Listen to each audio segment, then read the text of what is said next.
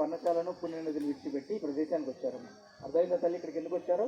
ఇక్కడికి వచ్చినప్పుడు ఈ రాతి బండ తప్పించి అమ్మవారు స్నానం చేయడానికి నీళ్లు కానీ పసుపు కుంకాలు కానీ ఏమీ అందుబాటులో లేకపోతే లక్ష్మణ స్వామి వారిని పిలిచి చెప్తుందట, నాయన లక్ష్మణ, స్నానం చేయడానికి నీళ్లు పసుపు కుంకుమ ఏర్పాటు చేయను ఆయన అని చెప్పడంతో తూర్పు ముఖాన 9 కిలోమీటర్ దూరంలో ఉన్న ఒక 70 అడుగుల కొండకి లక్ష్మణ స్వామివారి బాణం వేస్తే ఆ కొండ మీద ఉన్న బండరాయి స్వామివారి బాణం తగిలి రెండుగా చీరుకొని ఒక పక్క పసుపు రాయిగా ఒక పక్క ఎరుపు రాయిగా మారి ఆ రాతి మధ్యలోంచే ఉద్భవించిన జలే ఆ చిత్తమార్గలు అంటారు. ఆ నది కనబడుతుందా తల్లి మీకు? లక్ష్మణ స్వామి వారు ఒకే ఒక బాణానికి నీళ్లు పసుపు కుంకుమ తెప్పించారు అమ్మవారి కోసం. ఆ నదిని 2 పేర్లతో పిలుస్తారు. లక్ష్మణ స్వామివారు స్వయంగా బాణం వేస్తే ఉద్భవించిన తీర్థం కాబట్టి శేషు తీర్థం అని పేరు పెట్టి పిలుస్తారమ్మ. అమ్మవారే తొలుత స్నానం చేశారు కాబట్టి సీతాబాగు అని పేరు పెట్టి కూడా పిలుస్తారు.